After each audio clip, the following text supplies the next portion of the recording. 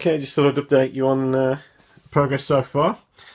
You can see what I'm trying to do is finish the other shin and do the other thigh. Just to show you the process that I've gone through to make that one. We've still got other things to put on.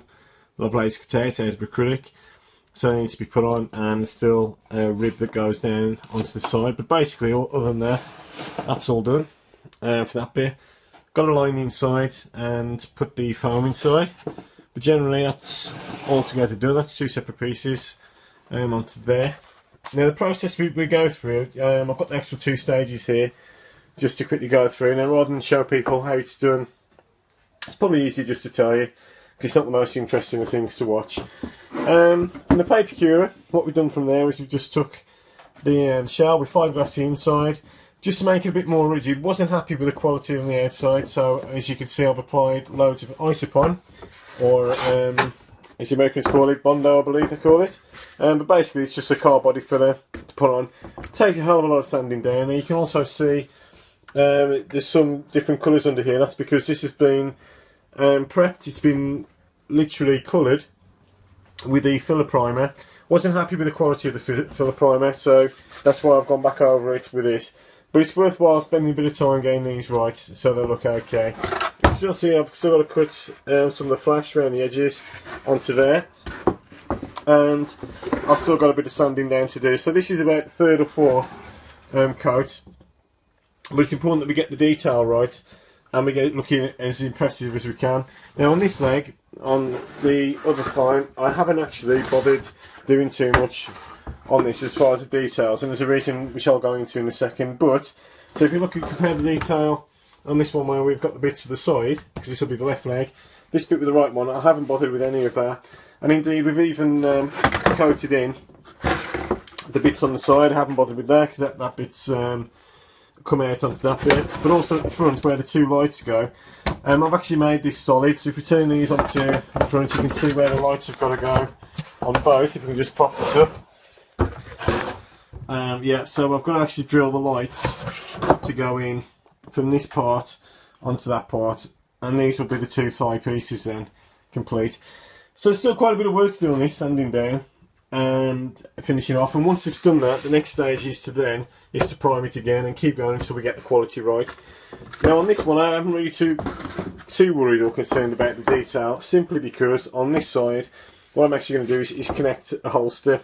And I've sort of made a quick template of one ready to pop rivet, and I'll do a little video clip on this just to show what's going on. Basically, it's aluminium, just take out the gun. That's the 3D printed gun. I've still got to do a bit on the end here to attach that, and that eventually is going to be casted in pewter. It's actually got a metal part that I've put in there just to make it look more realistic to what the Magnum looked like. And that will be then cast in pewter. So that's the idea of that one. However, what I have decided to do is to make a template for the gun to go in. Now you can see how it's all going to fit together and pop rivet together. It's going to be a metal plate. These are very, very sharp. So I've got to cut and fold these over for that part. Same with this bit, and to rivet it. And eventually that's going to be riveted onto this side of the thigh. So literally the gun will connect to the thigh piece. I'm not sure if you can see that too well, just bear with me. So it's going to actually be stuck to the thigh piece like that. So if we stand the thigh piece up, the actual gun, I'm going to place the gun back into the container. The gun is actually going to be fitted to the thigh permanently like that, which is why I haven't spent too much time doing that. Now I'm not sure how that's going to affect the balance of things with the thigh when it's all connected up, with the weight being on the leg, whether it's going to push the bottom out with the weight pushing inwards. We'll have to wait and see, but it's important we have the gun there, obviously so we've got the hands free, but also because if I'm carrying the sniper rifle and things like that. And there's also the grenades, the metallic that sticks to the waist, if you remember in my other videos. We're going to have quite a bit to do. So that's the reason why I've put a bit more detail and a bit more time into this top piece. So we go from this point of view where we've built it up using fiberglass filler and stuff. It does take a while, but like I say, it's worthwhile. It's better than just using foam because it is quite rigid now. It will take the knocks, and obviously it'll be supportive. It's fairly light, it's not too heavy, so it'll actually do the job quite well.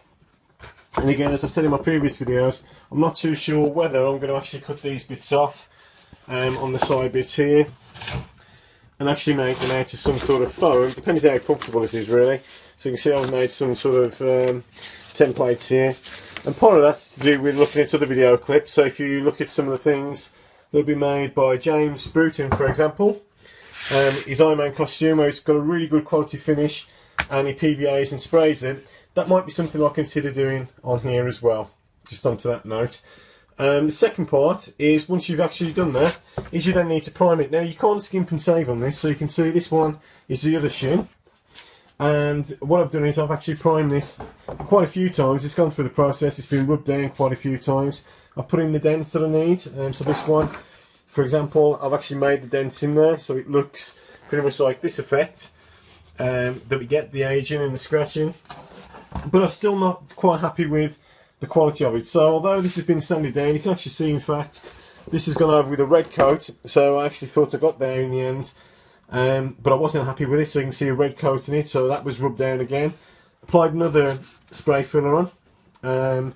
You can get that spray filler from Halfords in the UK, and it's probably about £10 a tin. Technically this has probably used about 1.5 tins so far, and it's still not quite ready there, but like I say, it's down to the quality of finish you're after. And you can see that what I've also done is it's still not quite there, and so I've had to put some more isopan and body filler onto it. Once that's done, then it's ready to be sprayed. To be honest, it's probably about another 20 minutes or 30 minutes sanding to do with this. This one slightly a bit more, but it should be, this one should be primed for an update on that probably tomorrow or the day after. This one should be definitely primed again by tonight and probably sprayed up ready to attach the bits on the front, so it'll be these parts, and also the other bits to do with the actual insert of the foam. And so that's where I'm going to try and get to by probably Tuesday this week, which probably doesn't mean anything, but it's literally about 2 days time. So other than that, that's the stage we're at. I'll update the video to do with how to make the holster a bit later on as well, but for the time being, that's pretty much the stage that we're at the moment. Okay, so just an update. Got the other thigh piece just outside, where I've just given it a coat. You can see this one's just drying quite nice now. The quality of this one's quite good. I don't want to, because it's still a bit too wet, but hopefully once that's been rubbed down, there's still a few imperfections, but that's okay, because those are the bits that I rely on when I put the silver paint on. After rub that bit down, I'm happy with that, but other than that, the coats have gone on quite well. I've got a bit of work to do just on the top still, so again, it's still not quite right, but I'm getting there. That bit should come out quite easy once I've sanded that down. We've also got a bit of damage down there, but not much again. A bit of sanding down with a filler should be fine, but other than that, I'm quite happy with how that's turned out. So it will be a case of having a look tomorrow once it's all dry, doing a bit of wet and drying, see if we can get these bits down just with some water carbide paint. Probably using about 400, and I should probably show you this piece again now until it's all complete. But at the moment, all I'm looking at doing is updating some of these parts around here. Certainly sorting out the top and the knee bit. I think this needs to be a bit better. Might even go in with that with some polyfiller and just give it a skim, then with a quick spray. But other than that, and sort out this part, other than that, I'm quite happy with the shin. The only bit that I have got to do is just sort out this bottom piece. You're not going to see it, but just out of peace of mind, it just needs to be sanded a bit smoother, and I'm going to fill in some of these with perhaps some PTFE or some silicone of some description onto there, and that's that piece sorted. Hopefully soon to look just like those. Right, so here's the update just on the thigh piece, and I'll try and zoom out here, just so you can see. So the quality of it's not too bad. There's still a bit of work I need doing. This is once it's been sanded down. It hasn't been wet and dried yet, but you can see hopefully on some of these that we've still got quite a bit of work to do at the bottom, and it pretty much depends on the sort of standard that we're after. So I need to redo that bit again, perhaps with some spray paint. And there's a few runs that we've got, but certainly these parts here, the detail, it should really be better than that. These speckle things will work quite well with the actual paint, and then I'll just need to trim the final bits, and to fill these up again I'll probably use some silicone or something very similar onto that one. So that's that piece sorted. Like I say, wet and dry bits the next stage, but it does take quite a bit of time. Anyone that thinks, oh well, this isn't going to take that long, really, it's something that you need to invest a bit of time in. So it's not a quick fix, and you're not going to get a suit of armour made up in a quick amount of time. So we'll see how it goes from there, and we'll see what stage it's at. The next stage I won't show you doing the repairs and things like that. The next stage I may show is just how to spray and how to apply the effects on, so that it looks pretty similar to these sort of battle damaged type things.